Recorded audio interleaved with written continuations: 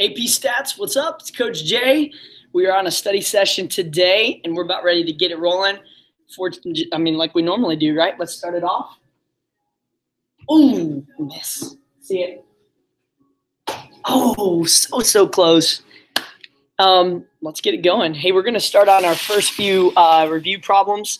Mainly, the stuff that we're going to hit on is stuff that you already know. It's more just going through some review stuff.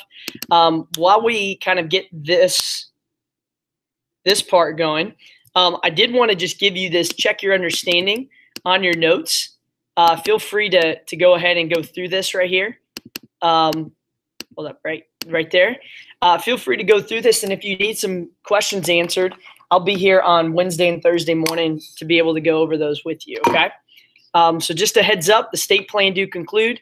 Go ahead and do that. We're going to do one together, but it is a little bit different. Okay, so when we look at this one, we're talking about a type 1 and type 2 error, right? And remember, this is a good test question. It says, Coach Jay runs a basketball store every Monday. Truck delivers him a large shipment of basketballs. He will only accept the shipment if less than or equal to 9% of the basketballs are in mint condition. Now, I know a lot of people ask, Coach, why is this not less than or equal to with the null hypothesis? But the null is always equal to, okay? So that's something to always kind of keep in mind. Now, if there are more than 9% that are in mint condition, he sends the shipment back to the manufacturer, okay? I'm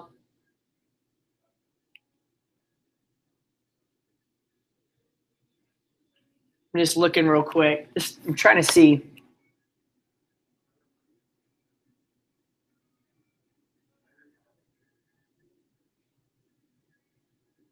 If there are more than 9% that are in mint condition, he sends the shipment back to the manufacturer. My question is why would I send it back on that? Regardless, we're just going to take this and go ahead with it, even though I know the scenario is kind of a little weird. But we'll keep going. So describe a type 1 error. Well, remember that we talked about this idea of filling in the blank, where we reject the null, but null is true, okay? Where the idea of putting in context for this is what we're looking for. So we reject this, okay? So we reject what? The proportions are equal proportions of basketball, B-balls, in mint condition. Sorry, I know this is up here. Are in mint condition, basketballs in mint condition, are equal to the proportion of 0.09, okay? So we reject the proportions of basketballs in mint conditions are equal to the proportions of 0.09 when it actually is true, okay? So that right there would be the type 1 error, okay? Type 2 error is where we failed to reject the null, but the alternative is true. So let me say this. This is kind of what we would say. We would say we failed to reject the proportion of basketballs in mint condition. Just writing it out here.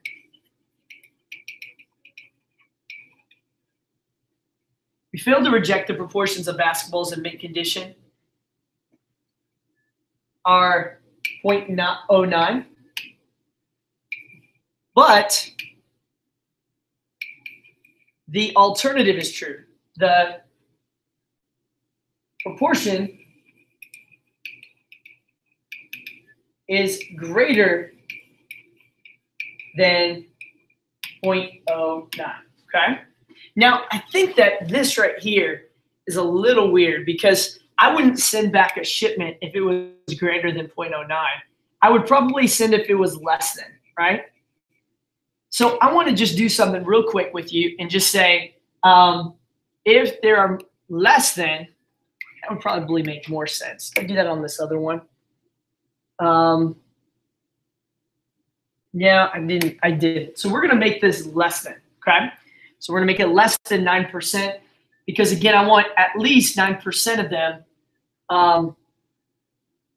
Because if it's more, then I would be fine, okay? Cool. So we failed to reject the proportion of basketballs in mint condition are 0.09, but the proportion is greater than 0.09, okay? And we would say that the proportion is, instead of greater than, because we changed that, is less than 0.09, okay? So let's talk about this error here. Remember that we failed to reject versus reject the null, right? So if we rejected this, okay, and sent them back, because if we rejected this right here, that means the alternative would be true, that it's less than 0.09. But it actually was true. That means a consequence would be the manufacturer, because that means I would send them back, right? So if I reject the null hypothesis, I send them back. That means the manufacturer would be mad because I sent back basketballs that were in mint condition, okay? So you say, Coach, what do you mean? Well, I rejected this, right? So I accepted the fact that they were less than, but in reality, this is true. So what I did was, since I rejected the null, I sent them back, right? But in actuality, the null was actually true, that the true key was equal to 0.09, which is okay, which means that I should have at least kept it. So the manufacturer would be mad because I sent back basketballs that were in mint condition. That could hurt relationships with my manufacturer. A consequence of type 2 error is I failed to reject, but the alternative is true. So meaning I didn't send them back. So didn't send basketballs back, but should have. And as a result, customers are upset with basketballs. Sorry, I know it's hard to see. Basketballs that are not in mint condition. Cool. So when you look at which type of error is more serious, I would rather tick off my manufacturer than tick off my customer. So I would say in this case, a type 2 error is more serious. And you would just state, because I would rather my manufacturer be upset than my customer. Type 2 error is more serious because of customer dissatisfaction. Okay. Cool. And that's how we would describe it there. Look at your notes too and your homework, because there are some questions on there off of 9.1 that might be good as well. All right, let's go over a 4-step process. Let's do this together. All right, so this is one. I would maybe pause this, maybe try this out tonight. That would be a good question before, as you prepare. So the question refers to this National Institute for Occupational Safety. A news report claims that 75% of restaurant employees feel that work is stressful, or stress has a negative impact on their personal health. Okay. Managers of a large restaurant chain wonder whether this claim is valid for their employees. A random sample of 100 employees finds that 68 answer yes. Does work stress have a negative impact on your personal health? So our p-hat value is equal to 68 over 100, which is 0.68. So just a heads up, that would be our statistic, right? So our p-hat is equal to 0.68. Okay, make sure you put that in there, in that state part. Does the data provide convincing evidence that the proportion of all employees in this chain would say yes, differs, okay? Now, again, remember differs. If you ever hear differs, that means not equal to. If I hear greater, that obviously would be greater than, and less than would be less than, right? So our parameter would be, or our hypothesis would be the null is saying that it's the 0.75, okay? Comparing to that, we're saying P is not equal to 0.75, okay? And the parameter would be the proportion of workers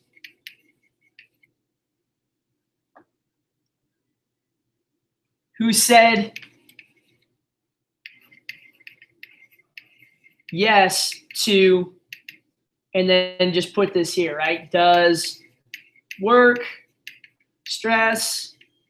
right? That would be the question, which is right up here, right? Okay. All right, so significance level, it states it here. So we're just going to restate it. It's 0.10. Okay. And there we are. There's our state part.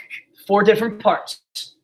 Now the name of the procedure, because it's a proportion, would be a 1 proportion Z test.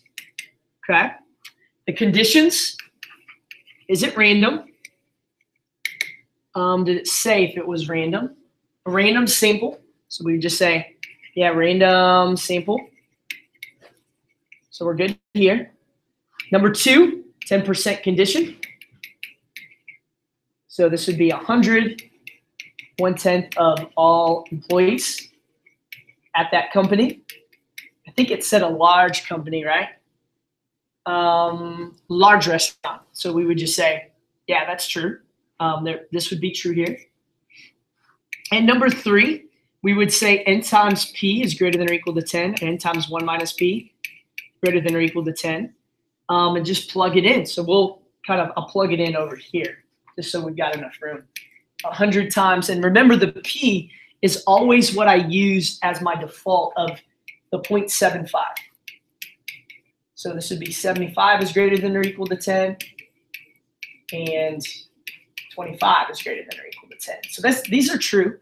So we're able to, based off of number 3, use, so there's 4 parts here and 4 parts here, we're able to use the normal distribution. So we're going to use that here, okay? And remember that the middle would be more the 0.75, and my 0.68 would be the lower, that would be my P hat value, okay? So this is my P hat, this is my P, okay? Which is really my mu of P hat. So I want to make sure I plug that in. So again, because it's not equal to, it's important that you understand that we've got a shade to the left of this, and then it would also have to be to the right side of this. So really, it would be this P value times 2, okay? So it's this P value times 2 that I'm looking at, because it's not equal to. Now, if it was less than or greater than, I would highlight that specific area there, okay? I'm going to go ahead and use normal CDF, and I'll show the Z-score on the next one for those of you who use it. So on the work side of it, I would do normal CDF, lower, comma upper, make sure you write it out, comma mean of P hat, comma sigma of P hat, okay? Now remember sigma of P hat, and we can actually put this down here, and we'll conclude down at the bottom. We want to make sure we show this because we showed the mu of P hat already. Is equal to P, right? And so this would be the square root of P times 1 minus P all over N. Square root of 0.75 times 0.25 divided by 100. So I'll go ahead, I'll get my calculator over here. Do this here.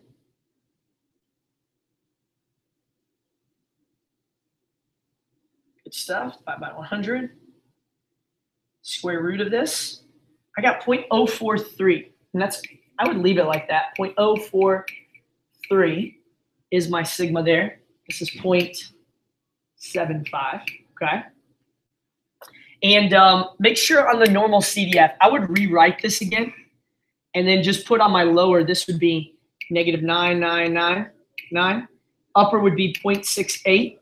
0.75 is my mu of P hat, and then 0.043 is my standard deviation. So let's plug that in. Normal CDF, you get 99999, comma 0.68, comma 0.75, comma 0.043. Okay? So my p-value here, when I see it, would actually be 2 times 0.052, which is approximately, because I multiply by 2, 1035. Okay? Now, here's what we've got to do in concluding this. Is this less than my alpha level? Well, it's actually greater than, okay? So we would say this, and I'll erase this down below once I write it. I'll just kind of put it down here.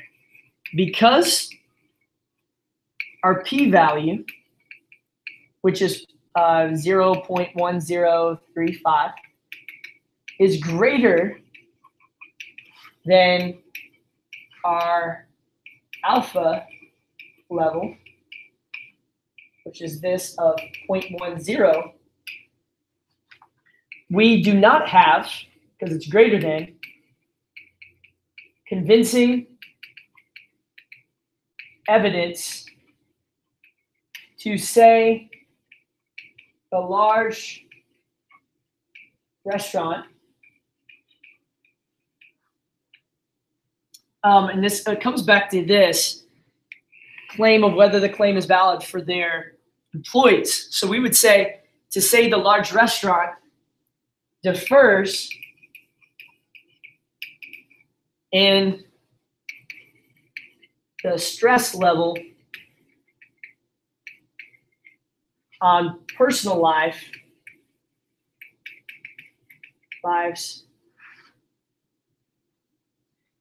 due to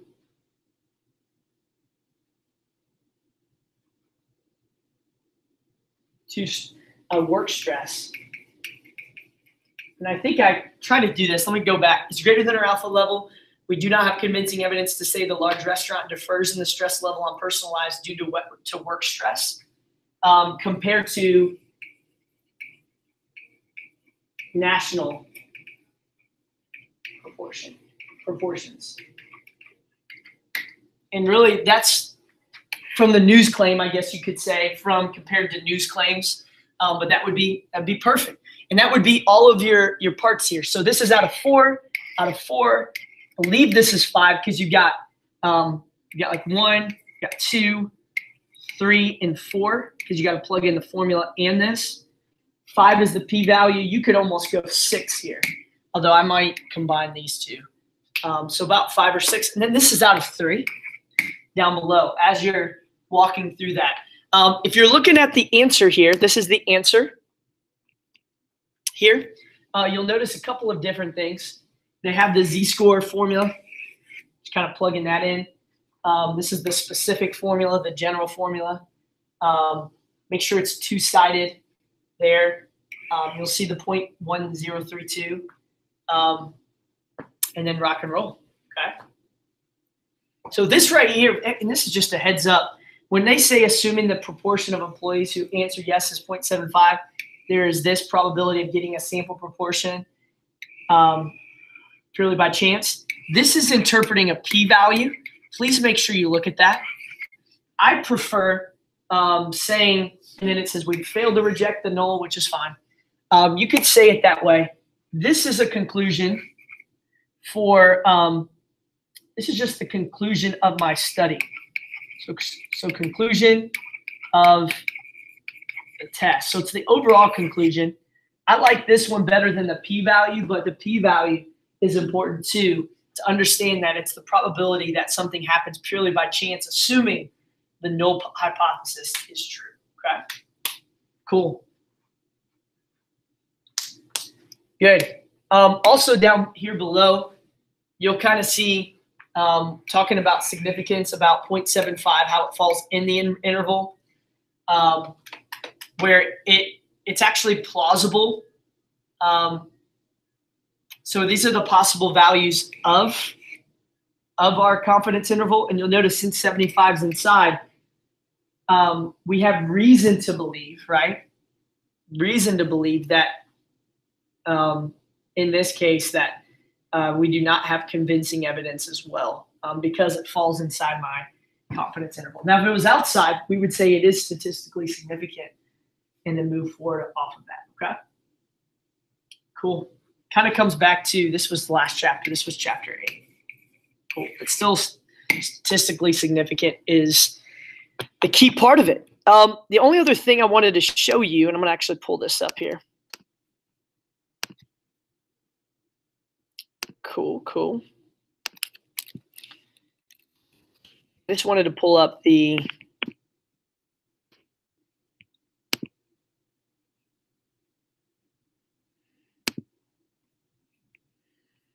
see here.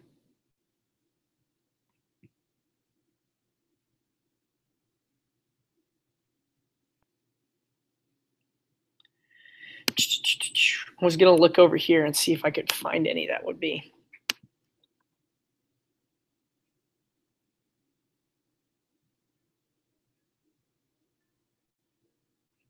Okay. Feel free to come by again tomorrow morning or Thursday morning. If you're watching this, it might be a good idea just to kind of look over it. So ignore number 1. This was just off the, it's called this over here. It's called online, the Real Review Chapter 9. So if you scroll down, you could get some more problems on that. 1 through 4. Yeah, all 5 of these so far. Okay, this one, that's a good one. It's a really good one. Remember,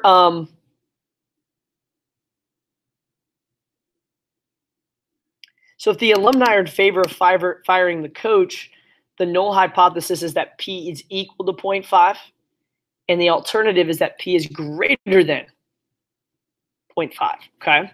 So remember, 0.5 is what I would actually plug in for P, not 0.64, because that's my statistic, right? So I don't put that in for my statistic, or I don't put that in for P, I have to put in 0.5, okay?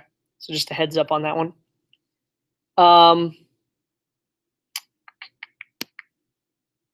This is good. Number 8. You look at number 8 real quick. Cool. So this one, number 8. That's a good one too. Talking about type 1 error. So this is the examiner's decision, true status. So it's innocent. So this would be a correct answer. This would be a correct answer. If I say he's guilty, I reject the null hypothesis, but the null hypothesis is true. That would be type 1. And if I fail to reject the null hypothesis, but the null hypothesis is true, but the alternative is true, then I would say that this would be type 2. 15 out of our total, okay? These are 280 cases, just a heads up. So that'd be my little n that's there, okay? So it's all over 280. So 15 over 2, I think should be A. So check me on that. Yeah, all of these other ones are mean world, so I don't want you to focus in on that. Number 11 is a really good one. This was actually our test last year, so you can look at that one as well, number 11. I'm guessing number 12 is mu. You could actually still do the consequence, like right here. This actually still, you could still work through that. Because even though it's mean world, you're not having to solve for anything. You're just trying to come up with type 1 and type 2 errors. So if you want to, you could pause that and then even send that out there, okay? Cool. I hope that was helpful for you. Again, I'm going to send this out here, and we'll rock and roll. Good stuff. I hope that was helpful. Go through those, and if you have additional questions, come on in tomorrow morning or Thursday morning, starting at 7:30. Be blessed. Have a phenomenal day. Have a phenomenal day. We'll see y'all. Bye.